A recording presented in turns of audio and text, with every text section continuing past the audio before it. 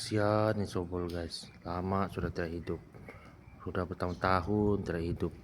Tengok bawah dia pun sudah berlumut. Kesian Sobol.